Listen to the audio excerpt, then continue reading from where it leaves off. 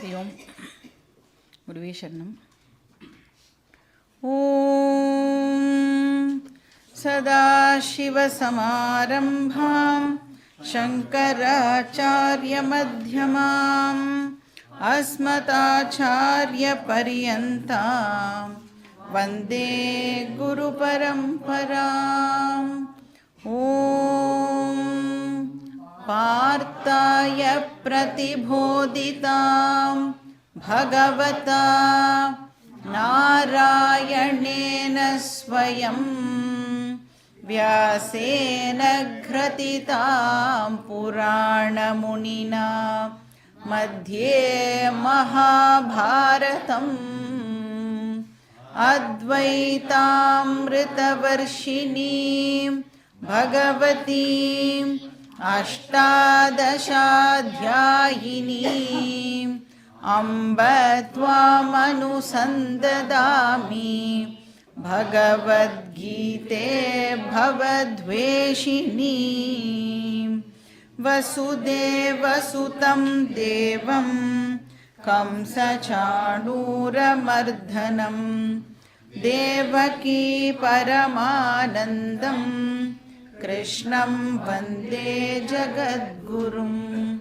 मूकं करोति वाचालं पङ्गुं लङ्घयते गिरिं यत्कृपातमहं वन्दे परमानन्दमाधवम्। ॐ सहना भवतु सहनौ भुनक्तु सह वीर्यं करवावहै तेजस्विनावधीतमस्तु मा विद्विषावहै। ॐ शान्ति शान्ति शान्तिः। हरिः ॐ श्री गुरुभ्यो नमः। हरिः ॐ। ஸோ ரெண்டாவது சாப்டரோட லாஸ்ட் செக்ஷனில் நாம் இருக்கோம். ஸோ இந்த லாஸ்ட் செக்ஷனில் கிருஷ்ணர் ரெண்டு டாப்பிக்கை பற்றி டீல் பண்ணுறார் அப்படின்னு பார்த்தோம். ஒன்று ஸ்திதப் பிரக்ஞ லக்ஷணம், இன்னொன்று ஸ்திதப் பிரக்ஞ சாதனானி. ஸோ லக்ஷணானி சாதனானி.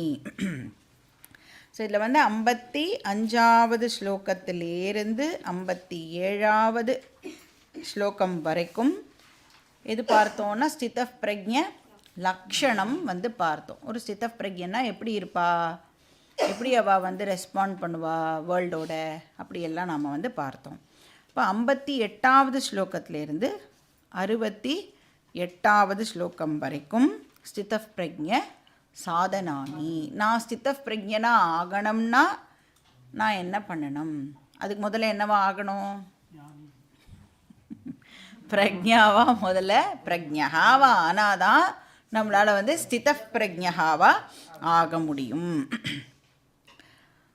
ஸோ 68 வரைக்கும் அந்த சாதனானி. இப்போ 69வது ஸ்லோகத்திலேருந்து கிருஷ்ணர் என்ன பண்ணுறார்? மறுபடியும் எதை பற்றி இப்போ சொல்ல போகிறார் அப்படின்னா, மொத்தம் இருக்கிறது ரெண்டே டாபிக். இப்போ சாதனானி பற்றி பேசுகிறாருன்னா, இப்போ கடைசியாக என்ன திருப்பியும் பற்றி பேசணும்? லக்ஷணானி பற்றி பேச போகிறார். இப்போ ஒரு ஸ்திதப் பிரக்ஞனுடைய நேச்சுரல் ட்ரெய்ட்ஸ் என்ன அப்படிங்கிறத சொல்லி இந்த சாப்டரை கிருஷ்ணர் கன்க்ளூட் பண்ணுறார். ஸோ இப்போது ஸ்திதப் பிரக்ஞன் அப்படின்னு சொன்னால் என்ன ஆகிடுறது? இங்கே ஆல் சாதனாஸ் ஓவர். அந்த பர்சன் இனிமேல் நோ மோர் அ சாதகா. அப்போ அந்த பர்சனை இப்போ எப்படி கூப்பிடணும் நம்ம அப்படின்னா, சித்தஹா, சித்த புருஷா அப்படின்னு பேர். இப்போ நான் ப்ராக்டிஸ் பண்ணின்னு இருக்கேன், ஒரு விஷயத்தை நான் அடையிற வரைக்கும் நான் ஏதோ நான் ப்ராக்டிஸ் பண்ணுறேன் அப்படின்னா எனக்கு பேர் சாதகா. பாட்டெல்லாம் சொல்லுவாள், சாதகம் பண்ணு சாதகம் பண்ணுலாம் சொல்கிறாள்ல. அப்படின்னா என்ன? நான் அதை அந்த டிசிப்ளினே நான் ஃபாலோ பண்ணுறதுக்கு முயற்சி பண்ணின்னு இருக்கேன் அப்படின்னு அர்த்தம். ஒன்ஸ் நான் ஞானியாக ஆயிட்டேன் அப்படின்னு சொன்னால், அதுவும் ஸ்திதப் பிரக்ஞாவாக ஆயிட்டேன் அப்படின்னா, இப்போ எனக்கு இன்னொரு பேர் என்ன கிடைக்கிறது அப்படின்னா சித்த புருஷா அப்படின்னு ஆயிடுறது. இப்போ சாதகானா ட்ரான்ஸ்ஃபார்ம் ஆகிற ப்ராசஸில் இருக்கிறவா சாதகா. சித்தகானா ட்ரான்ஸ்ஃபர்மேஷன் நடந்து முடிஞ்சவா. இப்போ இந்த சித்த புருஷா பற்றி தான் இப்போது கிருஷ்ணர் வந்து நமக்கு 69 to 72 ஸ்லோகம் வரைக்கும் பேசுகிறார். நாம் வந்து ஸ்லோகா நம்பர் 69 பார்க்கலாம். Page number 56 and 57. या निशा सर्वभूतानां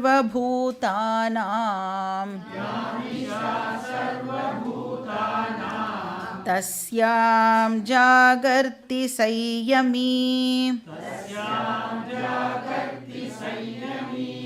यस्यां जागृति भूतानि सा निशा पश्यतो मुनेः. இந்த சம்யமி அப்படின்னு சொல்லலாம், இல்லைனா சையமி அப்படின்னும் வந்து அதை நாம் ப்ரொனவுன்ஸ் பண்ணலாம். இப்போ இந்த ஸ்லோகம் இருக்குல்ல, இது வந்து ஆஃபன் கோட்டட் ஸ்லோகம். ஸோ இம்பார்ட்டண்ட் ஸ்லோகம். ஏன்னா இது வந்து எப்படின்னா, லிட்ரலாக நீங்கள் வந்து இந்த ஸ்லோகத்தை ட்ரான்ஸ்லேட் பண்ணல அப்படின்னா உங்களால் அதுலேருந்து எந்த ஒரு ப்ராப்பர் மீனிங்கையும் வந்து அண்டர்ஸ்டாண்ட் பண்ணிக்க முடியாது. அப்போ அதனால இந்த ஸ்லோகத்துக்கு உள் அர்த்தம் என்ன அப்படிங்கிறதை நாம் வந்து அண்டர்ஸ்டாண்ட் பண்ணிக்கணும். இங்கே வந்து என்ன சொல்கிறார் அப்படின்னா, ஸ்திதப்பிரக்ஞனுடைய க்ளோரி அதை பற்றி இந்த ஸ்லோகத்தில் எக்ஸ்பிளைன் பண்ணுறார். அப்போது ஒரு ஞானியுடைய க்ளோரியை பற்றி பேசணும் அப்படின்னு சொன்னால், இப்போ யாரோட கம்பேர் பண்ணினா ஞானியுடைய பெருமை நன்னா நமக்கு புரியும்? அஜ்ஞானியோட கம்பேர் பண்ணி பேசும் பொழுது ஞானியுடைய பெருமையை நம்மளால் நன்னா புரிஞ்சிக்க முடியும் இல்லையா? அதனால் இந்த ஸ்லோகத்தில் அந்த கிளியர் கான்ட்ராஸ்ட்டை வந்து கொண்டு வரணும் அப்படிங்கிறதுக்காக கிருஷ்ணர் என்ன பண்ணுறார், ஒரு ஞானியையும் அஜ்ஞானியையும் வந்து கம்பேர் பண்ணி நமக்கு எக்ஸ்பிளைன் பண்ணுறார். ஒரு முக்த புருஷாக்கும் ஒரு சம்சாரிக்கும் என்ன டிஃபரன்ஸ், என்ன கான்ட்ராஸ்ட். இப்போ ஞானியும் அஜ்ஞானியும் அவள் 2 பேருமே வந்து ஒரே உலகத்தில் தான் வாழறா. கரெக்டாக சேம் வேர்ல்டில் தான் அவள் வந்து வாழ்ந்து ஆகணும். இப்போ ஞானிக்கு மட்டும் ஸ்பெஷலாக ஏதாவது ஒரு உலகம் கிடைக்குமா அப்படின்னா, ஞானிக்கு மட்டும் எல்லாமே அவளுக்கு ஞானம் வந்ததுனால அவருக்கு நடக்கிறது எல்லாமே சூப்பராக நடக்கும், எந்த விதமான கஷ்டமும் அவளுக்கு வரவே வராது, வாழ்க்கையில் அவளுக்கு வந்து பிரச்சனையே இருக்காது, உடம்புக்கு எதுவுமே வராது, அப்படியெல்லாம் இருக்குமா அப்படின்னா அப்படியெல்லாம் எந்த ஒரு ஸ்பெஷல் விஷயமும் வந்து ஞானிக்கு கிடையாது. ஞானி ஏன் ஸ்பெஷல்னால் ஞானம் இருக்கிறதுனால அந்த ஞானி வந்து ஸ்பெஷல். அப்போ இன்னும் எந்த சிச்சுவேஷன் வந்தாலும் ஞானிக்கு அதை எப்படி ஹேண்டில் பண்ணணும் அப்படிங்கிறதும் தெரியும். ஸோ அந்த விதத்தில் தான் ஞானி வந்து ஸ்பெஷல். பட் வாழற உலகம் வந்து 2 பேருக்கும் காமன். அண்டு உலகம் அப்படின்னு சொல்லிட்டாலே அதில் வந்து சுற்றி நம்மளோட ரிலேட்டிவ்ஸும் வந்துடுவாள்ல, நாம் வந்து டே டு டே ஃபேஸ் பண்ண வேண்டிய மக்களும் வந்து வந்துடுவா. இப்போ ஞானியை சுற்றியும் வந்து அவளை இரிட்டேட் பண்ணுறவா, அப்புறம் அவளை ஃப்ரஸ்ட்ரேட் பண்ணுறவா, அப்புறம் அவளை ஏமாத்துறவா, அந்த மாதிரி எல்லாரும் வந்து ஞானியை சுற்றியும் இருப்பாள். எல்லாம் அதாவது நம்மளுடைய ஒரு டே டு டே லைஃப்பில் ஒரு ஆர்டினரி பர்சன் யாரெல்லாம் சந்திக்கிறானோ அதே மாதிரி அந்த பர்சனை ஞானியும் வந்து ஆப்வியஸாக டே டு டே லைஃப்பில் சந்தித்து ஆகணும். இப்போ இந்த இடத்துல வந்து எங்கே அவள் 2 பேரும் டிஃபர் ஆகிறா அப்படின்னு நீங்கள் பார்த்தேன்னா, ஞானி வந்து நம்மளை சுற்றி இருக்கிறவாளை வந்து மாற்றணும் அப்படின்னு ட்ரை பண்ணவே மாட்டார். ஏன்னா ஞானிக்கு ரொம்ப நன்னா தெரியும் வேர்ல்டை நம்மளால் மாற்றவே முடியாது. அப்படி செவுத்தில் போய் முட்டினா என்ன ஆகும், அந்த மாதிரினா லிட்ரலி நீங்கள் வந்து வேர்ல்டை மாற்றணும் அப்படின்னு நினைக்கிறது வந்து நம்ம போய் செவுத்தில் போய் முட்டிக்கிற மாதிரி. யாருக்கு வலிக்கும்? எனக்கு தான் வலிக்கும். செவர் எப்படி இருக்கும்னா அப்படியே தான் இருக்கும். பட் சம்சாரி என்ன பண்ணுவான், அஞ்ஞானி என்ன பண்ணுவான், நான் பாரு எப்படி மாற்றி காமிக்கிறேன் பாரு எல்லாரையும், எனக்கு ஏற்ற மாதிரி நான் வந்து என்னை சுற்றி இருக்கிறவாளையெல்லாம் மாற்றி காமிக்கிறேன் அப்படின்னு சொல்லி பிறந்ததுலேருந்து ட்ரை பண்ணிட்டு இருப்பான். செத்தும் போயிடுவான், ஆனால் அவனை சுற்றி இருக்கிறவா வந்து மாறி இருக்கவே மாட்டா. So clear difference. ஏன்னா வேதாந்தம் வந்து நமக்கு வந்து எப்படி வேர்ல்டை மாற்றணும் அப்படின்னு எங்கேயுமே டீச் பண்ணலை. நம்ம படிக்கிறது மூலமாக ஃபஸ்ட்டு என்ன நம்ம கற்றுக்குறோன்னா வேர்ல்டை மாற்ற முடியாது. அப்போ எதை மாற்றணும்? என்னை வந்து நான் மாற்றிக்கணும். அப்படின்னா என்ன அர்த்தம்? என்ன நான் மாற்றிக்கணும்னா ஆக்சுவலி என்ன மீனிங் அப்படின்னா வேர்ல்டை நான் பார்க்குற விதத்தை நான் மாற்றிக்கணும். இதுக்கு முன்னாடி நான் வேர்ல்டை வந்து ரியலாக பார்த்தேன். இப்போது இந்த கிளாஸ் எல்லாம் அட்டென்ட் பண்ணினதுக்கப்புறம் வேர்ல்டு இப்படி தான் இருக்கும், அதனால் இப்படித்தான் இருக்குங்கிற பர்ஸ்பெக்டிவோடு இப்போ நான் வேர்ல்டை பார்க்கறதுக்கு கற்றுக்கிறேன். அப்போ ஞானி என்ன பண்ணுவார்னா வேர்ல்டை பார்க்குற விதம் வந்து இப்போது மாறி இருக்கும். ஆனால் அஜ்ஞானி வந்து முன்னாடி எப்படி இருந்தாரோ அப்படியே கண்டினியூ பண்ணுவார். ஆனால் ஞானிக்கும் வந்து பிராரப்தம் இருக்கும். பிராரப்தம்னா என்னது? இப்போ ப்ரெசண்ட்டாக இந்த ஜென்மாவில் நாம் அனுபவிக்க வேண்டிய பாபம் அண்ட் புண்ணியம். இப்போ ஞானம் வந்து எடுத்துன்னு வச்சுக்கோங்களேன். ஞானம் வருதுனால என்ன கர்மாலாம் போய்டுறது? மொத்தம் எத்தனை கர்மாஸ் இருக்குது? த்ரிவிதானி, 3 கர்மா இருக்குது. இதெல்லாம் இன்ட்ரொடக்ஷன் கிளாஸில் நாம் வந்து பார்த்தோம். என்னது? சஞ்சிதம், ஆகாமி, பிராரப்தம் அப்படின்னு 3 விதமான கர்மாக்கள் இருக்குது. சஞ்சிதம் அப்படின்னா பாஸ்ட்டில் நிறைய நாம் சேர்த்து வச்ச அந்த பாப புண்ணிய மூட்டை இருக்குல்ல, எத்தனையோ ஜென்மமாக நாம் சேர்த்து வச்சுருக்கிற அந்த பண்டில் வந்து சஞ்சிதம் அப்படின்னு பேர். இப்போ ஞானம் வரதுனால இந்த சஞ்சிதம் என்ன ஆகிடும் அப்படின்னா பேர்ன் ஆகிடும். ஞானாக்னி சர்வ கர்மாணி பஸ்மசாத் குரு தே ததா அப்படின்னு கிருஷ்ணரே வந்து நம்மளுக்கு 4வது அத்தியாயத்தில் சொல்லுவார். ஞானம் வரதுனால நம்மளுடைய சஞ்சித கர்மா எல்லாம் வந்து எரிஞ்சு போய்டுறது. ஆகாமி அப்படின்னா என்ன அர்த்தம்? இப்போ நான் கரண்ட்டாக பண்ணுற ஆக்ஷன்ஸுக்கு நான் சேர்த்துக்கிற பாப புண்ணியம். ஞானிக்கு ஆகாமி இன்க்ளூட் ஆகுமா ஆகாதா? ஞானிக்கு ஆகாமி கிடையாது, ஏற்படாது. ஏன்? ஞானி ஆகாமி ஆக்சுவலாக அவாய்ட் பண்ணிவிடுவார். ஏன்? ஏன்னா ஞானிக்கு தெரியும் நான் இந்த பாடி கிடையாது, நான் வந்து பாடியோடு ஐடென்டிஃபை பண்ணிட்டு பண்ணுற ஆக்ஷன்ஸுக்கு தான் பாப புண்ணியமே தவிர ஞானிக்கு தெரியும் நான் அகர்த்தா அபோக்தா அப்படின்னு ஞானிக்கு நன்னா தெரியறதுனால அவருக்கு ஆகாமி ஏற்படாது. சரி, வாட் அபவுட் பிராரப்தம்? பிராரப்தம் வந்து ஆல்ரெடி ஸ்டார்டட் இல்லையா, அது எக்ஸாஸ்ட் ஆக ஆரம்பித்ததுனால ஞானிக்கு வந்து பிராரப்தம் கண்டினியூ ஆகும். இந்த சரீரம் இருக்கிற வரைக்கும் அது இருக்கும். இப்போ ஞானியுடைய லைஃப்லையும் வந்து அப்ஸ் அண்ட் டவுன்ஸ் டெஃபினட்டாக இருக்கும். இப்போ ஞானியும் அஜ்ஞானியும் 2 பேருக்கும் ஒரே என்விரான்மெண்ட்டு தான் அவைலபிளாக இருக்குது அப்படின்னு சொன்னால், இப்போ எப்படி பின்ன எதில் அவ 2 பேரும் டிஃபர் ஆகிறான்னா அந்த சுச்சுவேஷன்ஸை எப்படி ஹேண்டில் பண்ணுவா, சுச்சுவேஷனுக்கு எப்படி ரெஸ்பாண்ட் பண்ணுவா அப்படிங்கிறதுல டெஃபினட்டாக வந்து டிஃபரன்ஸ் ஆனது இருக்கும். அதை தான் வந்து கிருஷ்ணர் இந்த ஸ்லோகத்தில் நம்மளுக்கு பாயிண்ட் அவுட் பண்ணுறார். இப்போ 2 பேரோட ரெஸ்பான்ஸும் எப்படி இருக்குன்னா டயக்னலி ஆப்போசிட்டாக இருக்கும். ஏன்னா 2 பேரும் வேர்ல்டை பார்க்குற விதம் டோட்டலி டிஃப்ரெண்ட்.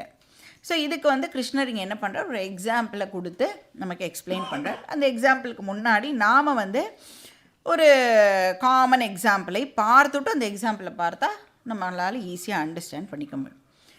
அதே எக்ஸாம்பிள் தான் அலை அண்ட் சமுத்திரம். இப்போ 2 பேர் வந்து பீச்சில் உட்காந்துட்டுருக்கான்னு வச்சுக்கோங்க.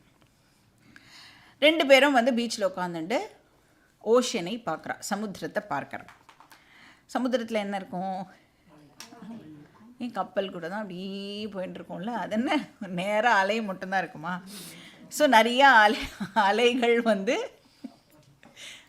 நம்ம வந்து அலைகள் வந்து எழும்பும். அப்புறம் அலை வந்து என்ன பண்ணும், அப்படியே வந்து கரையை வந்து ஹிட் பண்ணிவிட்டு அது வந்து போயிடும். அப்படி போயிடுதே பார்க்குறதுக்குள்ள என்ன ஆகும், திருப்பி வந்து இன்னொரு அலை வந்து இப்படி வரும். இப்போ ஒரு பர்சன் மட்டும் அப்படியே அந்த பீச்சை பார்க்கும் பொழுது அலையோடைய சப்ஸ்டன்ஸ் என்ன அப்படின்னு யோசிக்கிறாருன்னு வச்சுக்கோங்க. ஸோ அலையுடைய சப்ஸ்டன்ஸ் வந்து ஜலம். அலையோட கண்டென்ட் இருக்குல்ல, அலைன்னு நீ பேர் வேணால் கொடுத்துருக்க, ஆனால் அதனுடைய கண்டென்ட் என்ன, அதோட எசன்ஸ் என்ன அப்படின்னா ஜலம் அப்படின்னு அவருக்கு புரிஞ்சிடுறது. ஸோ அலையுடைய கண்டென்ட் வந்து ஜலம். அப்புறம் அது வந்து அந்த அலை வந்து ஒரு சமுத்திரத்திலேருந்து கிளம்பி வருது, அந்த சமுத்திரத்துடைய கண்டென்ட்டும் ஜலம் அப்படின்னு இந்த பர்சனுக்கு இப்போது புரிஞ்சிடுது. அப்போ அந்த ஜலமே வந்து ஒரு பர்டிகுலர் ஃபார்மில் இருக்கும் பொழுது, அது வந்து ஒரு பர்டிகுலர் வடிவத்தில் இருக்கும் பொழுது அதுக்கு அலை அப்படின்னு பேர் இருக்குது. அப்புறம் சும்மா அப்படியே இருந்தது அப்படின்னா அதை வந்து நாம் சமுத்திரம் அப்படின்னு அதே ஜலத்துக்கே வேற ஒரு பேரை நாம் வந்து கொடுக்குறோம். அப்போ ஜலம் வந்து கண்டென்ட்டு, அந்த அலை அப்புறம் சமுத்திரம் இப்படிங்கிறதெல்லாம் வெறும் நேம் அண்ட் ஃபார்ம் அப்படின்னு ஒருத்தர் வந்து அண்டர்ஸ்டாண்ட் பண்ணிட்டார் அப்படின்னா அந்த ஜலம் அப்படிங்கிறது அழிய போகிறதில்ல, அது எப்போவுமே இருந்துகிட்டே இருக்க போகிறது. பட் இந்த அலை இருக்கே, அந்த அலை அப்படிங்கிற நேம் அண்ட் ஃபார்ம் என்ன ஆகும், பிறக்கும், ஃபியூ செகண்ட்ஸ் இருக்கும், அப்புறம் அது இறந்து போயிடும். இப்படி ஒரு பர்சன் வந்து அந்த பீச்சை பார்க்கும் பொழுது அவருடைய தாட் ப்ராசஸ் இந்த மாதிரி இருக்குது. இன்னொரு பர்சன் எப்படி பார்க்கிறார் அப்படின்னா அலையை அலையாகவே பார்க்கிறார். அலைனா அலை தான், அவரால் வந்து அதை தாண்டி அவரால் வந்து யோசிக்க முடியலை. அலையுடைய சப்ஸ்டன்ஸ் வந்து ஜலம் அப்படின்னெல்லாம் அவரால் வந்து யோசிக்க முடியலை. அலைனா சின்னதாக இருக்கும், அது இப்போ பிறக்கும், கொஞ்சம் நேரம் இருக்கும், அது வந்து செத்து போயிடும். ஆனால் சமுத்திரம் ரொம்ப பெருசு, அதை பார்த்தாலே எனக்கு வந்து பயமாக இருக்குது அப்படின்னு இன்னொரு பர்சன் வந்து இப்போ எதில் வந்து அவருடைய ஃபோக்கஸ் இருக்குது அப்படின்னா நேம் அண்ட் ஃபார்மில் அவருடைய ஃபோக்கஸ் இருக்குது. அப்போது ஒருத்தர் வந்து எதில் ஃபோக்கஸ் போடுறா அப்படின்னா அந்த துவைத்த அனித்ய வேவ்ஸ், தரங்காணி அப்படின்னு பேர். வேவ்னா தரங்கம்னு பேர், தரங்காணினா வேவ்ஸ் ப்ளூரல். ஆனால் இன்னொருத்தர் எதை பார்க்குறா அப்படின்னா அத்வைத நித்திய ஜலம் ஆபஹா, அதை பார்க்குறார். அப்போ இந்த பர்ஸ்பெக்டிவ் சேஞ்ச் இருக்கிறதுனால ரெஸ்பாண்ட் பண்ணும் பொழுதும் இப்போ டிஃப்ரென்ஸ் இருக்குமா இருக்காதா? இப்போ ஒரு அஜ்ஞானி அலையிலேயே தன்னுடைய ஃபோக்கஸை போடுறதுனால அவர் என்ன பார்ப்பார் அப்படின்னா ஒரு வேவ் வந்து புதுசாக பிறக்கும் பொழுது வானத்துக்கும் பூமிக்கும் சந்தோஷத்தில் குதிப்பார்.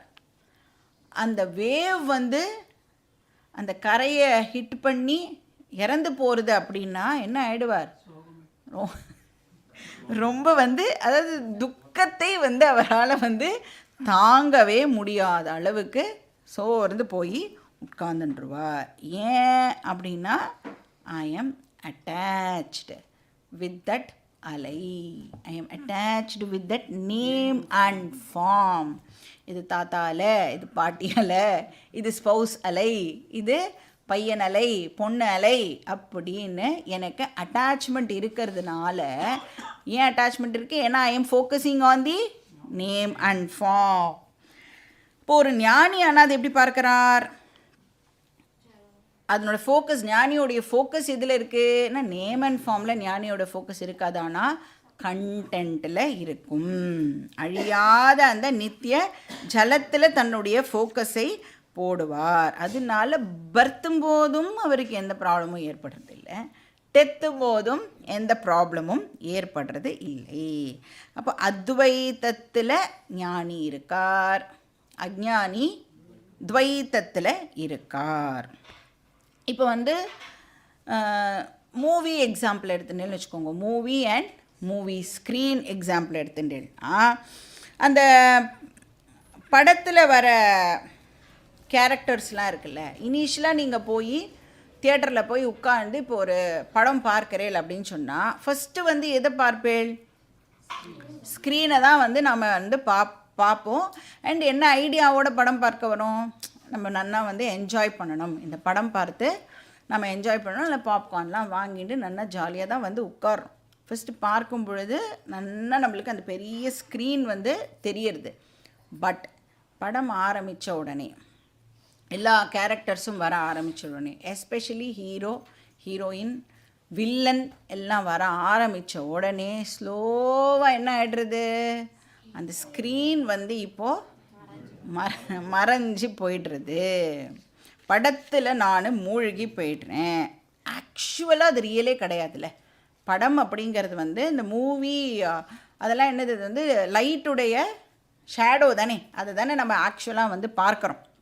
ஆனால் இப்போ அந்த படத்தில் நான் வந்து மூழ்கி போயிடுறதுனால என்ன ஆகிடுறது, அந்த கேரக்டர்ஸ் எல்லாமே இப்போ எனக்கு ரியலாக என் பக்கத்தில் நிஜமாகவே அது மாதிரி நடக்கிற மாதிரி எனக்கு இப்போது தெரிய ஆரம்பிக்கிறது.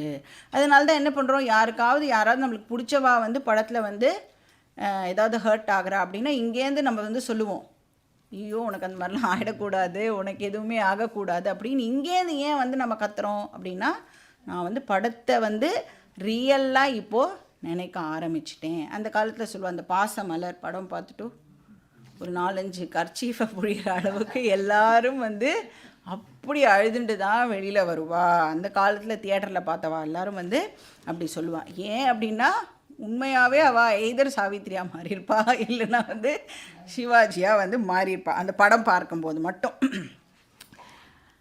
அப்போ வந்து இந்த மூவி கேரக்டர்ஸ் வந்து இப்போ நமக்கு ரியலாக ஆயிடுறது. அப்போ எதில் என்னுடைய ஃபோக்கஸ் இருக்குது, நேம் அண்ட் ஃபார்மில் இப்போ என்னுடைய ஃபோக்கஸ் இருக்குது. பட் யார் ஒருத்தருக்கு இப்போ நாம் பார்க்கறது படம். நான் ஆக்சுவலி இப்போது அந்த 2.5 மணி நேரமும் வெறும் ஸ்க்ரீனை மட்டும்தான் பார்த்துட்டு இருக்கேன் அப்படின்னு அறிவு ஆல் த டைம் யாருக்கு இருக்கோ அவர் வந்து மூவினால் அஃபெக்ட் ஆவாரா? டெஃபினட்டாக அஃபெக்ட் ஆக மாட்டார். மூவியை நல்லா அப்ரிஷியேட் பண்ணுவார். யாராவது ரொம்ப நல்லா நடிச்சிருந்தா அவளெல்லாம் வந்து பாராட்டி எல்லாம் பேசுவார். ஆனால் யார் வந்து ஸ்க்ரீனை மறந்து போகிறாளோ அவள் என்ன ஆகிடுறான், மூவினால் பயங்கரமாக மூவ் ஆகிடுறான். மூவதி இது மூவி. ஏன் அதுக்கு மூவின்னு பேர்? நம்ம எல்லாரையும் வந்து மூவ் பண்ணிடுறது இல்லை.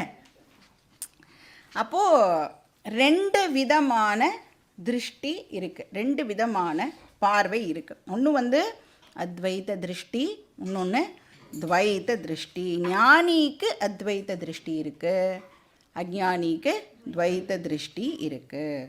அப்போது அத்வைத்த திருஷ்டினா ஆக்சுவலாக என்ன, இந்த மொத்த யூனிவர்ஸுடைய கண்டென்ட் இப்போ நம்ம வந்து இந்த அலை அண்ட் சமுத்திர எக்ஸாம்பிளில் அதனுடைய கண்டென்ட் ஜலம் அப்படின்னு எடுத்துட்டோம் இல்லையா, சும்மா ஒரு எக்ஸாம்பிள் தான். இப்போ வந்து ஞானியுடைய அத்வைத்த திருஷ்டி அப்படின்னு சொன்னால் இப்போ எதை எடுத்துக்கணும், நம்ம என்டையர் யூனிவர்ஸை நீங்கள் வந்து எடுத்துட்டேன்னா அதனுடைய எசன்ஸ் வந்து ஒன்று தான் அப்படின்னு அந்த ஞானிக்கு தெரியும். எப்படி வந்து எல்லா கோல்டு ஆர்னமெண்ட்ஸுடைய கண்டென்ட்டும் கோல்டாக இருக்குமோ, எந்த தங்க நகையை எடுத்துட்டாலும் அதனுடைய கண்டென்ட் என்னது, தங்கம் தானே. அது மாதிரி என்டையர் யூனிவர்ஸுடைய கண்டென்ட் ஆத்மா, நான் தான் அப்படின்னு அந்த ஞானிக்கு தெரியும். இதுக்கு பேர் அத்வைத திருஷ்டி, நான் டூவாலிட்டி, இரண்டற்ற தன்மை. இதை வந்து யார் மறக்காமல் இருக்காளோ அவளுக்கு அத்வைத திருஷ்டி இருக்குது அப்படின்னு சொல்கிறோம். இதை யார் மறந்து போய்டுறாளோ, சப்ஸ்டன்ஸ் பக்கமே யார் வரலையோ, எசன்ஸ் பற்றியே யார் யோசிக்கவே இல்லையோ அவள் எதில் இருக்கா, துவைத்த திருஷ்டியில் இருக்கா. ஸோ கிருஷ்ணர் வந்து இங்கே என்ன எக்ஸாம்பிள் கொடுக்குறார் அப்படின்னா, ஒரு அஜ்ஞானியை வந்து ஆந்தைக்கு சமமாக கம்பேர் பண்ணுறார். அஜ்ஞானி இஸ் ஈக்குவல் டு அவுல், ஆந்தை. ஆந்தை என்ன பண்ணுவோம், எப்போ ஆக்டிவாக இருக்கும், ராத்திரியில் வந்து ஆக்டிவாக, நாக்டர்னலில் அது ராத்திரியில் ஆக்டிவாக இருக்கும். ஞானியை வந்து யாரோட கம்பேர் பண்ணுறார் கிருஷ்ணர்னா, ஒரு ஹியூமன் பீயிங்கோட கம்பேர் பண்ணுறார். புருஷா. So 2 comparison. ஒன்று வந்து அக்ஞானியை ஆந்தையோட கம்பேர் பண்ணுறார், ஞானியை வந்து ஒரு ஹியூமன் பீயிங்கோட கம்பேர் பண்ணுறார். இன்னொரு கம்பேரிசன் என்ன அப்படின்னா, டே டைம் இருக்குல்ல, பகல் வேளை, அதை வந்து அத்வைத்தத்துக்கு கம்பேர் பண்ணுறார். ராத்திரியை வந்து ஆப்வியஸாக இது கம்பேர் பண்ணுவார், துவைத்தத்துக்கு கம்பேர் பண்ணுறார். ஸோ அதனால தான் சொன்னேன், இந்த ஸ்லோகம் வந்து கொஞ்சம் நம்ம கவனித்து இந்த ஸ்லோகத்தை கேட்கணும். அப்போ ஞானி மனுஷனுக்கு ஈக்குவேட் பண்ணுறார், அஜ்ஞானி ஆந்தைக்கு ஈக்குவேட் பண்ணுறார். பகல் வந்து அத்வைத்தம், ராத்திரி வந்து துவைத்தம். இப்போ ஒரு மனுஷன் எப்போ முழிச்சுட்டு இருப்பான்? ஒரு மனுஷன் பகலில் முழிச்சுட்டு இருப்பான், ராத்திரியில் தூங்குவான். இப்போ முழிச்சுட்டு இருக்கான் அப்படின்னா அவனுக்கு பகலில் என்ன நடக்கிறது அப்படிங்கிற அவேர்னஸ் இருக்கும் இல்லையா? ஒரு மனுஷன் பகலில் முழிச்சுட்டு இருக்கான் அப்படின்னு சொன்னால் பகலில் அவனுக்கு என்னெல்லாம் நடக்கிறது அப்படிங்கிறது அவனுக்கு தெரியும். ஸோ இது வந்து ஒரு ஸ்டேட்மெண்ட். ரெண்டாவது, ஒரு ஆந்தை பகலில் தூங்கும், ராத்திரியில் முழிச்சுட்டு இருக்கும். இப்போ வந்து இந்த கம்பேரிசன் இருக்குல்ல, இதை வந்து அந்தந்த பர்சன்ஸை போட்டு சப்ஸ்டிடியூட் பண்ணி நாம் வந்து அண்டர்ஸ்டாண்ட் பண்ணிக்கணும்.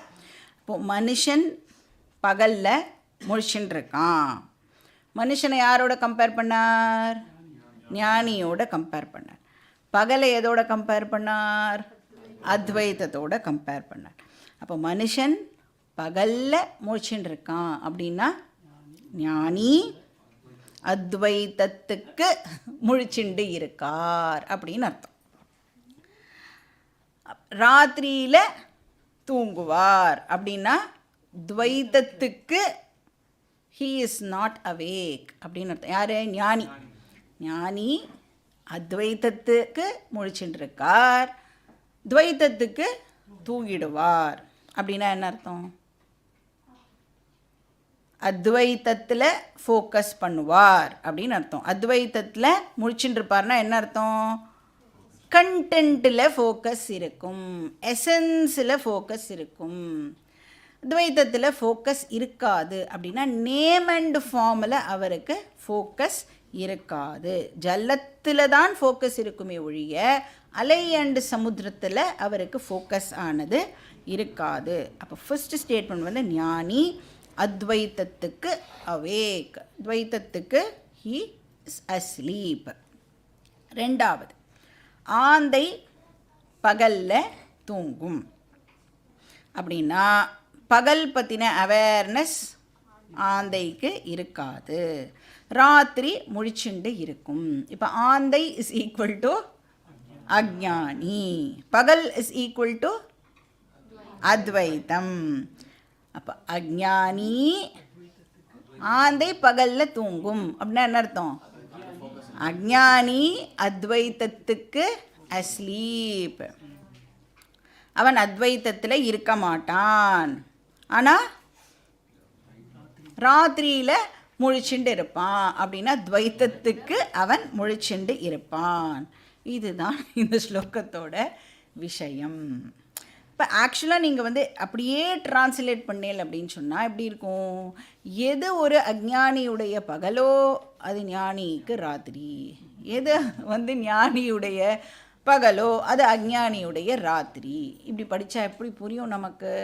அதனால தான் நாமளே ஏதோ ஒரு வந்து அப்படியே இந்த வார்த்தையை எடுத்து அதுக்கு டிக்ஷனரி மீனிங் பார்த்து இப்படி கம்பேர் பண்ணி அப்படியெல்லாம் வந்து நாம் படிக்கக்கூடாது.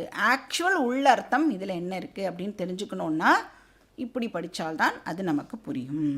அந்த திருமந்திரம் இருக்கு இல்லையா, மரத்தை மறைத்தது மாமத யானை, மரத்தில் மறைந்தது மாமத யானை, பரத்தை மறைத்தது பார் முதலாம் பூதம், பரத்தில் மறைந்தது பார் முதலாம் பூதம்.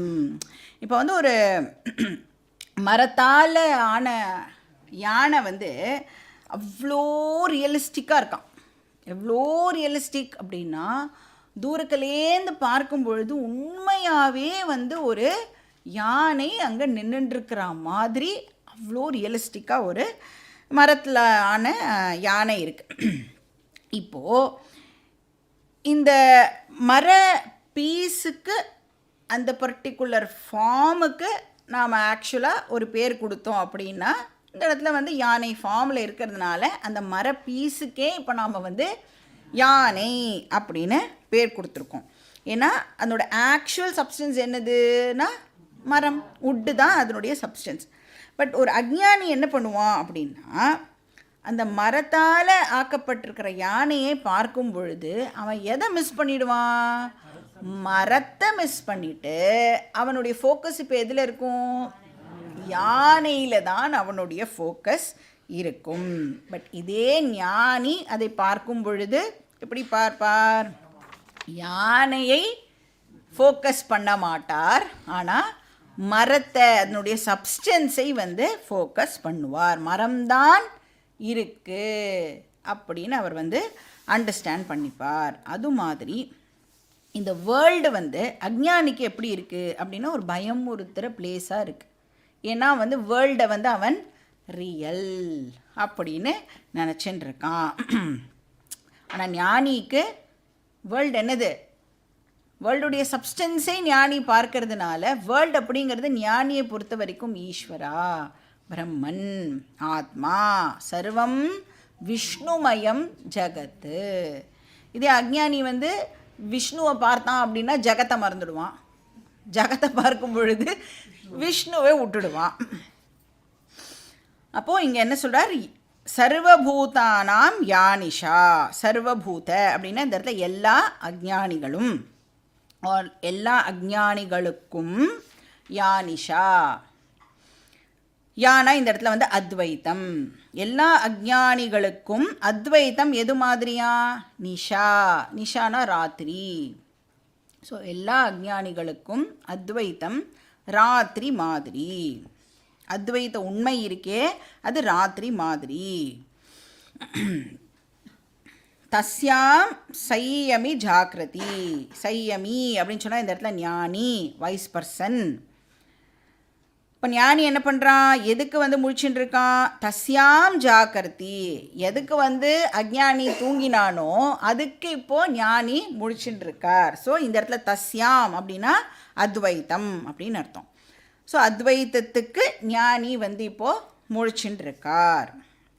யஸ்யாம் ஜாக்கிரதி பூதானி. ரெண்டாவது லைனில் இருக்கு இல்லையா, அந்த யஸ்யாம் வந்து துவைத்தம். பூதானின்னா இந்த இடத்துல அகெயின் அஜ்ஞானி. அஜ்ஞானி துவைத்தத்துக்கு ஜாக்கிரதி முழிச்சுட்டு இருக்கான் அப்படின்னா நேம்ஸ் அண்ட் ஃபார்ம்ஸு அவன் வந்து ஃபோக்கஸ் பண்ணுறான் அப்படின்னு அர்த்தம். கண்டென்ட்டை அவன் மிஸ் பண்ணிடுறான். சா பஷ்யத்தோ முனேகே நிஷா. ஆனால் அது ஞானிக்கு எப்படி இருக்கும்? நேம்ஸ் அண்ட் ஃபார்ம்ஸை ஞானி ஃபோக்கஸ் பண்ண மாட்டார், அதனால் அவருக்கு அது நிஷா, ராத்திரி மாதிரி. அது அவர் ஃபோக்கஸ் போட மாட்டார் அப்படின்னு அர்த்தம். ஸோ இந்த ஸ்லோகத்தை வந்து என்ன ஸ்லோகம் அப்படின்னு சொல்லுவோன்னா கிரந்தி ஸ்லோகம் அப்படின்னு பேர். இதுக்கு நாட்டி ஸ்லோகம். கிரந்தினா முடிச்சு. ஸோ நீங்கள் ரெண்டு ஸ்பெல்லிங்கும் எழுதிக்கலாம். ரொம்ப நாட்டி ஸ்லோகமும் அப்புறம் KNOTTYயும் எழுதிக்கலாம்.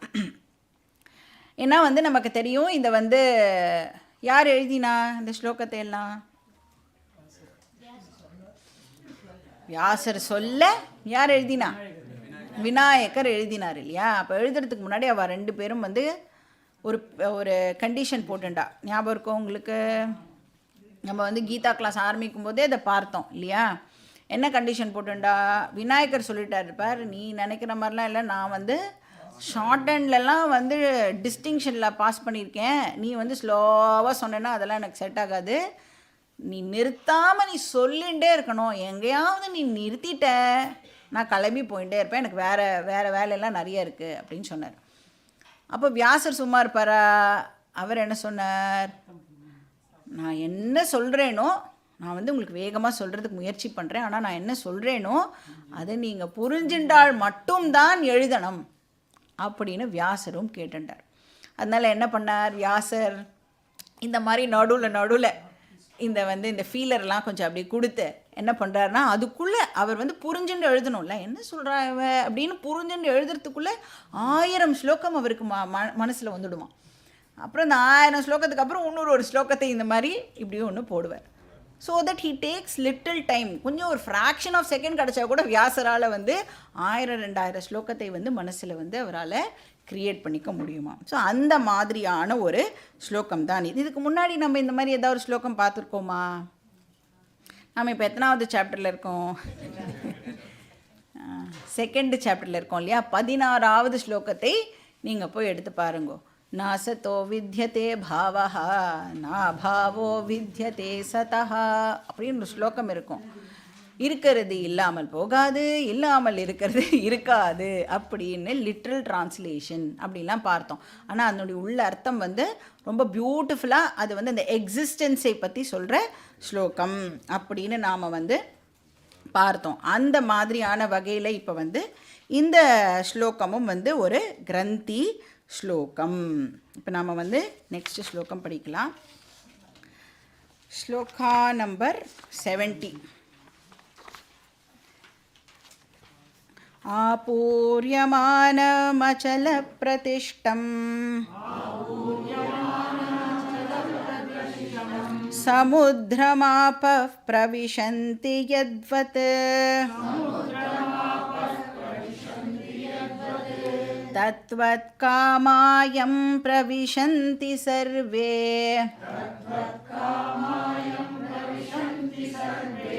சசாந்திமாப்னோதி ந காமகாமி.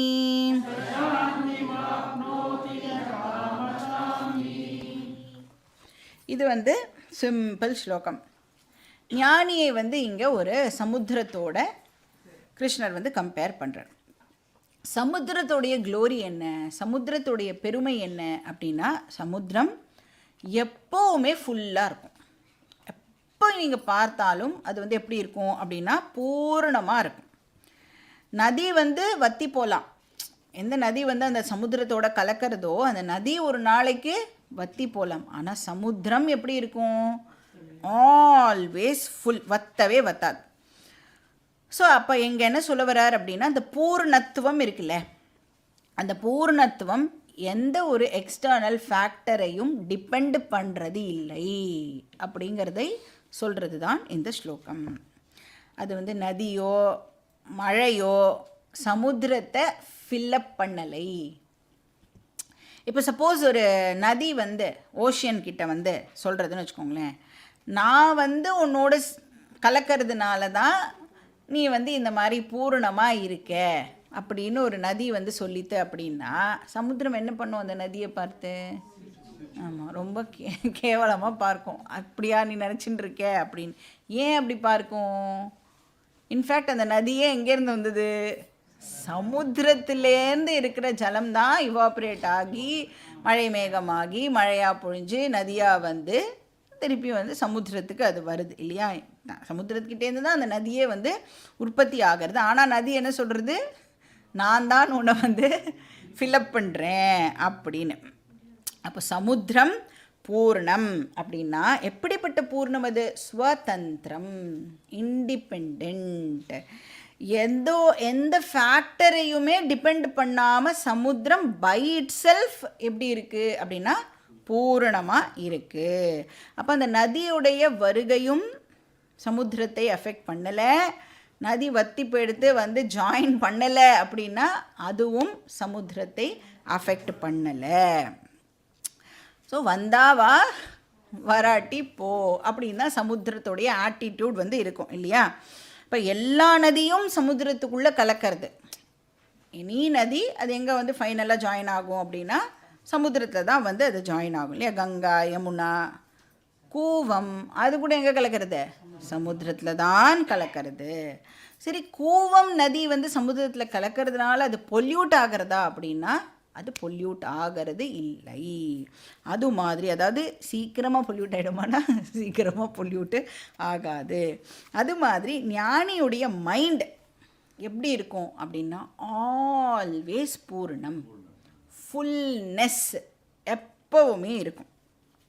அவருடைய அந்த பூரணம் இருக்கே, அந்த ஸ்டேட்டஸ் இருக்கே, அது வந்து அவருடைய ஃபேமிலி கண்டிஷனை டிபெண்ட் பண்ணி இருக்குமா, இல்லை அவருடைய ஆஃபீஸில் வேலை பார்க்குறவாளுடைய கண்டிஷனை டிபெண்ட் பண்ணி இருக்குமா, இல்லை சுற்றி இருக்கிறவாளோட கண்டிஷனை டிபெண்ட் பண்ணி இருக்குமானா இருக்காது. எப்படி வந்து நதி வருதோ வரலையோ சமுத்திரம் ஆல்வேஸ் ஃபுல், அந்த மாதிரி ஞானியை சுற்றி யார் இருக்காளோ இல்லையோ, என்ன கண்டிஷன் அவர் வந்து ஃபேஸ் பண்ணுறாரோ எதுவாக இருந்தாலும் அவருடைய மனசு எப்படி இருக்கும்னா பூரணமாக இருக்கும். இப்போ அஞ்ஞானி எப்படி இருப்பான் அப்படின்னா, யாரெல்லாம் தன்னுடைய பேச்சை கேட்டுட்டு இருக்காளோ அப்போல்லாம் வந்து அந்த பர்சனெல்லாம் பார்த்தா இவனுக்கு பிடிக்கும். அப்புறம் அந்த பர்சனெல்லாம் கூட இருக்கும்பொழுது மட்டும் அப்படியே மனசே அப்படியே பூரிச்சு போகிற மாதிரி இருக்கும். இப்போ சொன்ன பேச்சை வந்து எப்போ அந்த பர்சன் கேட்க நிறுத்துகிறாரோ அப்போ என்ன ஆகிடும், அப்படியே அந்த பலூனில் காற்று போன மாதிரி மனசும் வந்து அப்படியே சுருங்கி போய் எனக்கு யாருமே இல்லை, நீ ஒருத்தர் தான் என் சொன்ன பேச்சை கேட்டுட்டு இருந்த, நீயும் இப்போ கேட்கறது இல்லை. ஏன்னா நம்மளோட குழந்தைலாம் நம்மளுடைய சொன்ன பேச்சை கேட்டுட்டு இருக்கிற வரைக்கும் ஒரு ஒரு பெருமிதம் இருக்கும்ல, எப்படி வளர்த்துருக்கேன் பாரு. அப்புறம் ஒரு நாள் அது வந்து நானும் ஒரு இண்டிபெண்ட் பர்சன் அப்படின்னு பேச ஆரம்பிக்கும் பொழுது என்ன ஆகும், இங்கே எப்படியெல்லாம் உன்னை நான் வளர்த்தேன், நான் உனக்காக எவ்வளோ கஷ்டம்லாம் பட்டேன், ஆனால் நீ வந்து இப்போது இந்த மாதிரி பண்ணுற. இப்போ நம்மளுடைய அந்த பூரணத்துவம்லாம் எதை டிபெண்ட் பண்ணியிருக்க, எக்ஸ்டர்னல் ஃபேக்டர்ஸை டிபெண்ட் பண்ணி இருக்கு. அப்போ அஞ்ஞானியோட மைண்ட் வந்து ரிவர் மாதிரி, ஞானியோட மைண்ட் வந்து சமுத்திரம் மாதிரி எவர் ஃபுல், எப்போவுமே பூர்ணமாக இருக்கும், எந்த கம்ப்ளைண்ட்ஸும் இருக்காது. எஸ் சர்வத்ரானபி ஸ்நேகா தத் தத் பிராப்பிய சுபாசுபம் நாபிநந்ததி நத்வேஷ்டி தஸ்ய பிரக்ஞா பிரதிஷ்டிதா. இது எங்கே கேட்டோம் நம்ம? அப்படியே ஒரு பேஜை நீங்கள் இப்படி திருப்பினா இப்போ தான் கேட்டோம் கொஞ்சம். 57வது ஸ்லோகம். அப்போ ஞானிக்கு வந்து சுகமான எக்ஸ்பீரியன்ஸஸும் ஓகே, துக்கமான எக்ஸ்பீரியன்ஸஸும் ஓகே. அவருக்கு வந்து அவமானம் ஏற்பட்டாலும் ஓகே, இல்லை யாராவது ப்ரைஸ் பண்ணினாலும் ஓகே, சக்ஸஸும் ஓகே, ஃபெயிலியரும் ஓகே. சமச்சித்தம் வந்து ஞானிக்கு இருக்கும். ஸோ இங்கே சமுத்திரம் எப்படி இருக்கான், ஆபூரியமானம், ஃபுல், எப்போவுமே வந்து நிறைஞ்சி இருக்கும். ஆபூரியமானம்னா எல்லா டைரக்ஷன்ஸ்லேருந்தும் அது வந்து எப்படி நீங்கள் பார்த்தாலும் எப்படி இருக்கும் அப்படின்னா ஃபுல்லாகவே தான் இந்த சமுத்திரம் வந்து இருக்கும். இண்டிபெண்ட்லி ஃபுல் அப்படின்னு அர்த்தம். அச்சல பிரதிஷ்டம், அச்சலம் அப்படின்னா டிஸ்டர்பே ஆகாது. சமுத்திரம் வந்து எதனாலையும் டிஸ்டர்ப் ஆகவே ஆகாது. டிஸ்டர்ப் ஆகாமல் எப்படி இருக்கான், பிரதிஷ்டம், அப்படியே ஸ்திரமாக இருக்குது. எதோட அரைவலோ ஆர் எதோட டிபார்ச்சரோ சமுத்திரத்தை அஃபெக்ட் பண்ணாது. டிபார்ச்சர்னா இவாப்ரேஷன்னால் வந்து தண்ணிலாம் இவாப்ரேட் ஆனாலும் சமுத்திரத்துக்கு அதனால் எந்த பாதிப்பும் ஏற்படாது. எப்போவுமே சமுத்திரம் வந்து ஃபுல்லாக இருக்கும், அன்டிஸ்டர்ப்ட். அதுதான் அச்சல பிரதிஷ்டம், பீஸ்ஃபுல்லாக இருக்கும். ஆபஹா பிரவிஷந்தி, ஆபஹானா ரிவர்ஸ்னு அர்த்தம் இந்த இடத்துல. பிரவிஷந்தி அப்படின்னா எவ்வளோ நதிகள் வந்து இந்த சமுத்திரத்தோட கலந்தாலும் அப்போ கூட சமுத்திரம் எப்படி இருக்கும் அப்படின்னா பூர்ணமாக தான் இருக்கும். இப்போ இந்த இடத்துல ஞானியை வந்து நாம் கனெக்ட் பண்ணி அண்டர்ஸ்டாண்ட் பண்ணிக்கணும். எம் காமாஹா பிரவிஷந்தி, காமஹா அப்படின்னு சொன்னால் இந்த இடத்துல வந்து சென்ஸ் ப்ளஷர்ஸ்லாம் இருக்கு இல்லையா, சப்த ஸ்பரிஷ ரூப ரச கந்த இதெல்லாம் இருக்கே. இதெல்லாம் வந்து இப்போது ஞானி ஆனதுனால ஞானியை சுற்றி இந்த மாதிரி விஷயங்கள்லாம் எதுவுமே அவர் கண்ணில் படாதா, காதில் விழாதா, டச் ஆகாதானா எல்லாமே நடக்கும் இல்லையா. ஆனாலும் இப்போ இன்றைக்கே வந்து ஒருத்தர் சொல்லுவாள் உன்னை மாதிரி உண்டா அப்படின்னு ஞானியை புகழ்ந்துட்டு போவா. நாளைக்கே என்ன பண்ணிவிடுவா, சே உன்னை போய் நான் வந்து இப்படி நினச்சேனே அப்படின்னு நாளைக்கே வந்து கீழே தள்ளிட்டு மிதிச்சுட்டு போவாள். அப்போ ஞானிக்கு எல்லா விதமான அந்த எக்ஸ்டர்னல் கண்டிஷன்ஸும் வந்து இருந்தாலும் எப்படி இருப்பாராம், சக சாந்திம் ஆப்னோதி, ஒரு ஃபுல் மைண்ட், ஒரு பாயிஸ்ட் மைண்ட் வந்து ஞானிக்கு இருக்கும், எப்போவுமே இருக்கும். அவர் எப்படி இருக்க மாட்டாராம் அப்படின்னா ந காம காமி, ஒரு இக்னோரண்ட் பர்சன் மாதிரி டெஃபினட்டாக அவர் இருக்க மாட்டார். ஏன்னா ஒரு இக்னோரண்ட் பர்சன் வந்து எப்படி இருப்பான், அவனுடைய சந்தோஷத்துக்கு அவன் எதை டிபெண்ட் பண்ணுவான், மற்ற அவனை சுற்றி என்னெல்லாம் இருக்கோ அதெல்லாம் அவன் வந்து டிபெண்ட் பண்ணுவான். அடுத்தவா தன்னை டெஃபினட்டாக ரெக்கக்னைஸ் பண்ணணும் அப்படின்னு நினைப்பான். ஒரு சின்ன விஷயத்துக்கு கூட அவன் வந்து அப்ரிசியேஷன் எல்லாம் எதிர்பார்ப்பான்.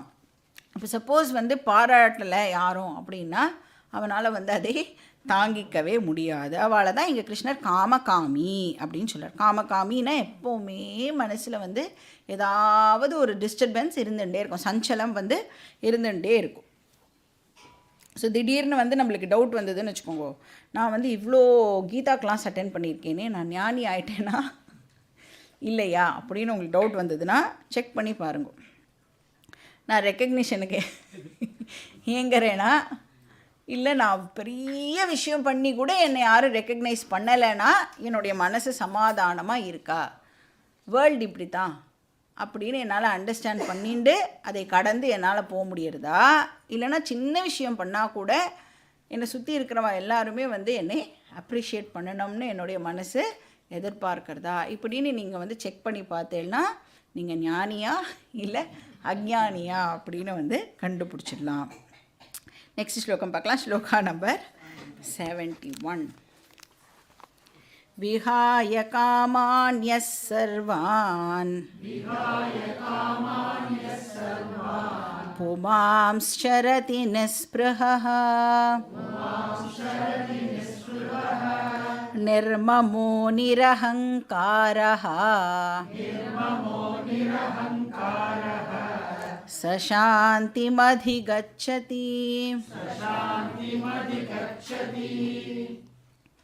இப்போ இந்த ஸ்லோகத்தில் வந்து ஞானியுடைய ஸ்டேட் ஆஃப் மைண்டை பற்றி இந்த ஸ்லோகத்தில் சொல்கிறார். ஸோ இதுலேருந்து வந்து என்ன நாம் வந்து கிளியராக அண்டர்ஸ்டாண்ட் பண்ணிக்கலாம் அப்படின்னா, ஞானி அப்படின்னு சொன்னால் ஏதோ ஒரு மிஸ்டிக் பர்சன் அப்படிங்கிறதுலாம் கிடையாது. நாம் எப்படி இருக்கோமோ அதே மாதிரி தான் ஞானியும் வந்து நம்ம கூடவே வாழ்வார். ஆனால் எதில் டிஃப்ரென்ஸ் இருக்கும் அப்படின்னா, அந்த ஸ்டேட் ஆஃப் மைண்டில் டெஃபினட்டாக டிஃப்ரென்ஸ் இருக்கும். அந்த ஸ்டேட் ஆஃப் மைண்டில் டிஃப்ரென்ஸ் இருக்கிறதுனால அவர் வந்து ரெஸ்பாண்ட் பண்ணுற விதமும் வந்து டிஃப்ரெண்ட்டாக இருக்கும். ஸோ ஞானி அப்படின்னு சொன்னாலே he enjoys a balanced mind அப்படின்னு அர்த்தம். வேறு ஒரு எக்ஸ்ட்ரா விஷயமும் கிடையாது.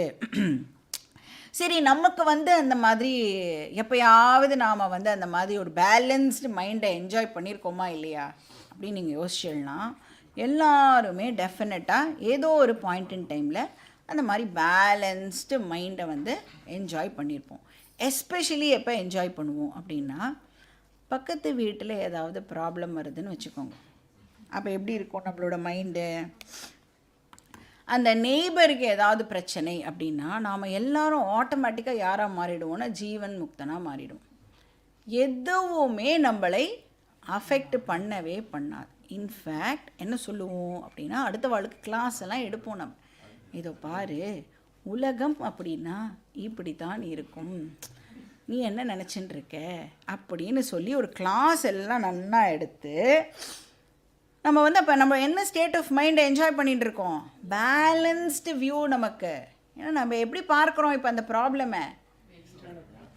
ப்ராப்ளமை இப்போ நான் ஆப்ஜெக்டிவாக பார்க்கறதுனால என்னால் அந்த ப்ராப்ளம்க்கு அழகாக சொல்யூஷன் கொடுக்க முடியுது. நான் ஆக்சுவலாக என்ன பண்ணுறேன், நான் இங்கே இருக்கேன், அப்புறம் ப்ராப்ளம் எங்கே இருக்குன்னா என்னை விட்டு தள்ளி கொஞ்சம் தூரத்தில் அந்த ப்ராப்ளமை வச்சுண்டு அதை நன்னா சுற்றி 360 டிகிரீஸ்லையும் அதை நன்னா அனலைஸ் பண்ணி, இப்படி பண்ணினா ப்ராப்ளம் கண்டினியூ ஆகும், இப்படி பண்ணினா நாளைக்கே சரியாக போயிடும், இப்படி பண்ணால் ஒரு வாரத்தில் சரியாக போகும், இப்படி எல்லாம் நம்மளால் நன்னா வந்து அனலைஸ் எல்லாம் பண்ணி பக்கத்து வீட்டுக்காராளுக்கு சொல்ல முடியும். அதே ப்ராப்ளம் சப்போஸ் எனக்கு வந்துடுது ஆர் என் வீட்டில் வந்துடுது அப்படின்னா நான் இப்போ என்ன பண்ணுறேன், அந்த ப்ராப்ளமை இப்போ எனக்குள்ளே போட்டுன்றேன். நான் ப்ராப்ளமை பக்கத்து வீடாக இருக்கும்போது தள்ளி வச்சு பார்த்தேன், இப்போ என்ன பண்ணிட்டேன், என்னோட சேர்த்து அந்த ப்ராப்ளமை நான் மிக்ஸ் பண்ணினதுனால என்னால் அந்த ப்ராப்ளம்க்கு சொல்யூஷனே கண்டுபிடிக்க முடியாது. அந்த ப்ராப்ளமை தள்ளி வச்சு பார்த்தா தானே சொல்யூஷன் கிடைக்கும். என்னோடையே சேர்த்துட்டேன் அப்படின்னா அந்த ப்ராப்ளத்தை விட்டு வெளியிலேயே வராமல் அதை பற்றி நான் புலம்பின்ண்டே இருப்பேனே ஒழிய ஒரு நாளைக்கும் என்னால் சொல்யூஷனை கண்டுபிடிக்க முடியாது. இப்போ இந்த இந்த பீஸ்ஃபுல் ஸ்டேட் ஆஃப் மைண்ட் நமக்கெல்லாம் எப்படி இருக்குன்னா வந்து வந்து போகிறது. எப்போயாவது ஒரு வாட்டி கிடைக்கிறது. அப்போ என் பக்கத்து வீட்டுக்கு ப்ராப்ளம் வந்தால் நமக்கு வந்து அந்த பீஸ் ஆஃப் மைண்ட் வந்து கிடைக்கிறது. பட் ஞானிக்கு எப்படி இருக்குது அப்படின்னா ஆல் த டைம் ஞானி வந்து இந்த பீஸ் ஆஃப் மைண்டை என்ஜாய் பண்ணுவார். யஹப் புமான் சர்வான் நிஸ்பிருகா. புமான் அப்படின்னா இந்த இடத்துல ஞானி. ஞானி வந்து எப்படி இருக்கார்? சர்வான் நிஸ்பிருகா, எதோடையும் அட்டாச் ஆகிறது இல்லை, எதையும் அவர் டிபெண்ட் பண்ணுறது இல்லை.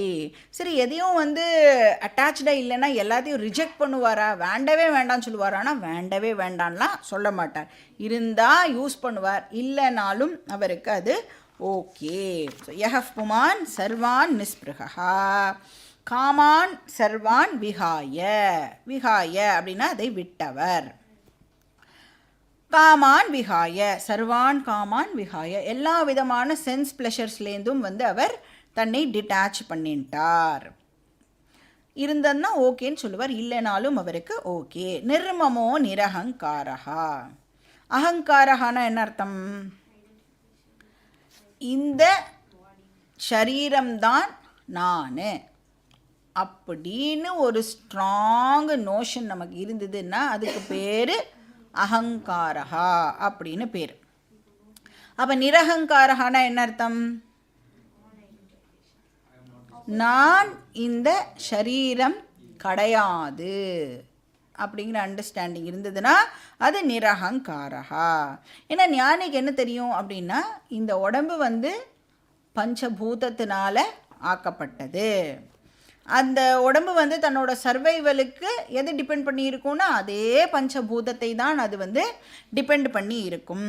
சப்போஸ் இந்த உடம்பு போயிடுத்துன்னா பஞ்சபூதத்துக்கிட்டேயே அது அகெயின் போயிடுறது, ஐக்கியம் ஆயிடுறது. ஸோ ஞானிக்கு இதெல்லாம் தெரியறதுனால அவர் ஒரு நாளைக்கும் நான் இந்த ஷரீரம் அப்படின்னு சொல்லவே மாட்டார். இந்த ஷரீரத்தோட தன்னை ஐடென்டிஃபை பண்ணிக்கவே மாட்டார். அதனால அவர் நிரஹங்காரஹா. இப்போ வந்து இந்த பாடியே நான் இல்லை அப்படின்னு ஞானி சொல்லிட்டார். பாடியே நான் இல்லைன்னு சொன்னதுக்கப்புறம் இது என் வீடு, இது என்னுடைய காரு, இது என்னுடைய ஸ்பௌஸு, என்னுடைய குழந்தை அப்படிலாம் சொல்லுவாரானா டெஃபினட்டாக சொல்ல மாட்டார். அதனால அவர் வந்து நிர்மாமாகா. ஏன்னா இதெல்லாம் என்னோடது அப்படின்னு எதை வச்சு சொல்கிறோம்? இந்த பாடியை நானுன்னு நினைக்கிறதுனால தான் நான் என்ன பண்ணுறேன், இப்போது சுற்றி இருக்கிறதெல்லாம் இது என்னோடது இது என்னோடது இல்லை அப்படின்னு என்னால் வந்து கிளாஸிஃபை பண்ண முடியாது. இப்போ என்னோடதுன்னு சொன்னால் அதுக்கு பேர் மமக்காரம்னு அர்த்தம். இது என்னோடது எதுவுமே கிடையாது அப்படின்னு சொன்னால் நிர்மாமஹா அப்படின்னு அர்த்தம். ஏன்னா நிரஹங்காரஹாவாக இருக்கிறதுனால நேச்சுரலாக என்ன ஆகிடுறது, நிர்மமஹாவும் அவர் ஆயிடுறார். அந்த மாதிரி ஒரு பர்சனுக்கு என்ன கிடைக்கிறது? சக சாந்திம் அதிகச்சதி, அவருக்கு மோக்ஷம் கிடைக்கிறது. பெர்மனெண்ட் பீஸ், செக்யூரிட்டி, ஹாப்பினஸ் வந்து அவருக்கு கிடைக்கிறது. ஸோ லாஸ்ட் ஸ்லோகம் படிக்கலாம். ஸ்லோகா நம்பர் 72. ஏஷா பிராமி ஸ்திதிஃ பார்த்த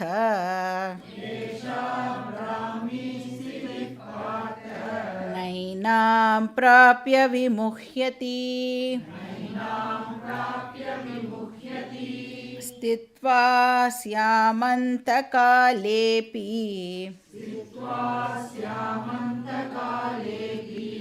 பிரம்மநிர்வாணமிருச்சதி.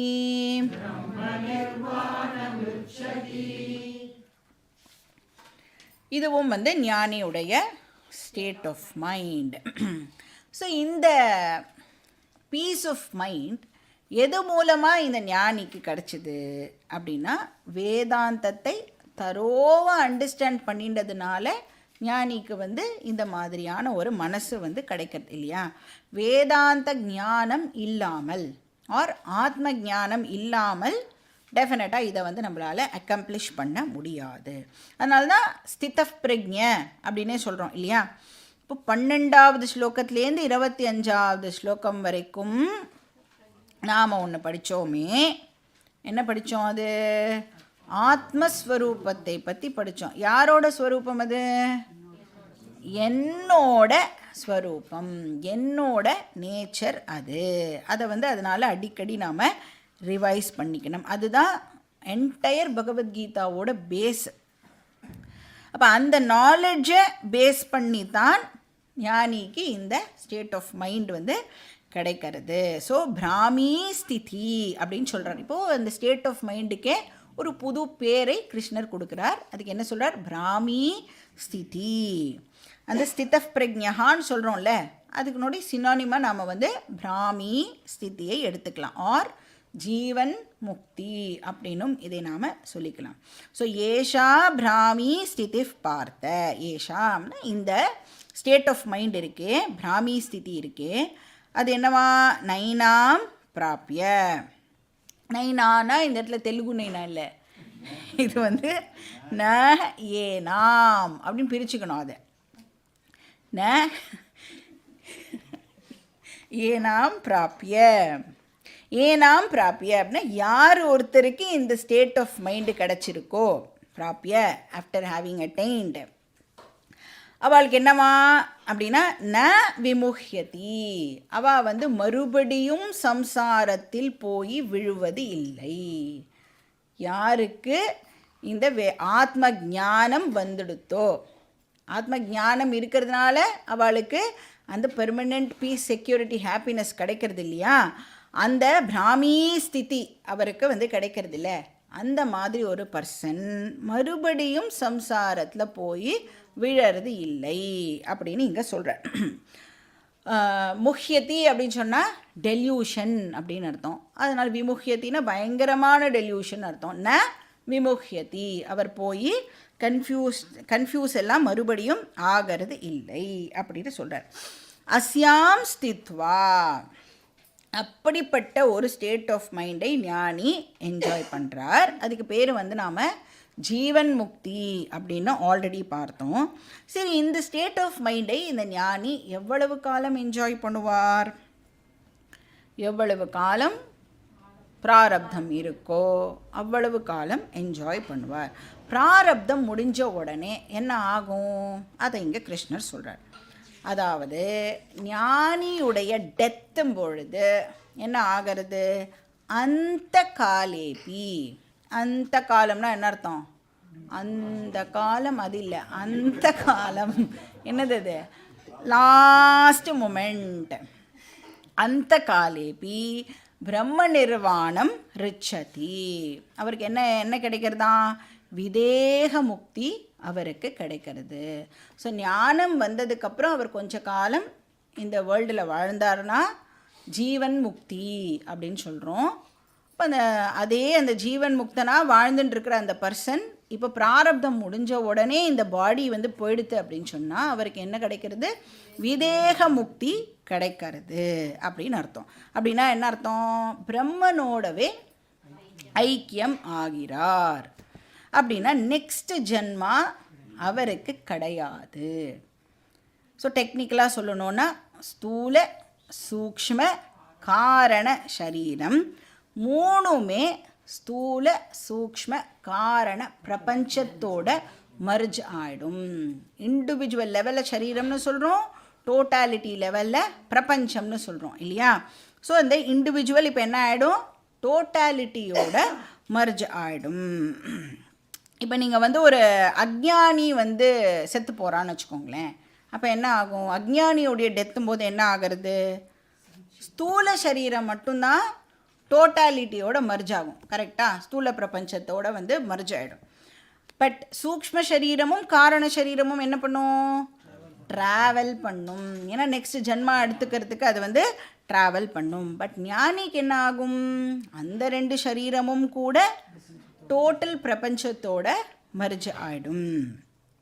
இப்போ நம்மளுடைய சிம்பிள் அண்டர்ஸ்டாண்டிங்க்கு எப்படி எடுத்துக்கலான்னா, பிரம்ம நிர்வாணம் அப்படின்னு சொன்னால் புனர்ஜென்மா கிடையாது அப்படின்னு எடுத்துக்கலாம். பகவானோடவே அவள் ஐக்கியம் ஆயிடுவா. இதுக்கு பேர் விதேக முக்தி. பட் இந்த முக்தி நாம் அடையணும்னா அதுக்கு பேஸ் என்னன்னா ஞானம். ஞானம் அவசியம். இந்த ஞானத்தை எந்த வயசில் அடையலாம்? எந்த வயசில் வேணும்னாலும் அடையலாம். சின்ன வயசாக இருக்கலாம், மிடில் ஏஜ்டாக இருக்கலாம், இல்லை ஓல்ட் ஏஜாக இருக்கலாம். எப்போ வேணாலும் இந்த ஞானத்தை அடையலாம். வயசு முக்கியம் இல்லை, ஆனால் ஞானம் ரொம்ப ரொம்ப முக்கியம்.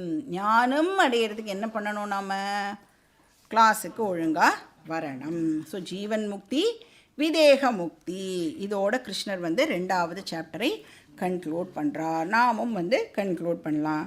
ஓம் தத் சத் இதி ஸ்ரீமத் பகவத்கீதாசு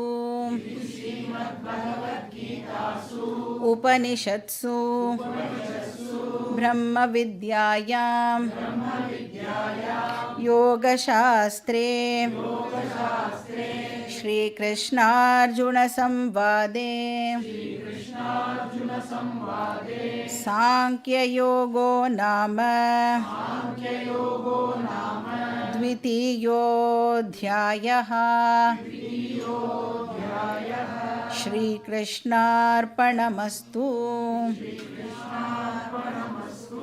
ओम पूर्णमदः पूर्णमिदं पूर्णात् पूर्णमुदच्यते पूर्णस्य पूर्णमादाय पूर्णमेवावशिष्यते। ओम शांति शांति शांतिः। हरिः ओम श्री गुरुभ्यो नमः। हरिः ओम।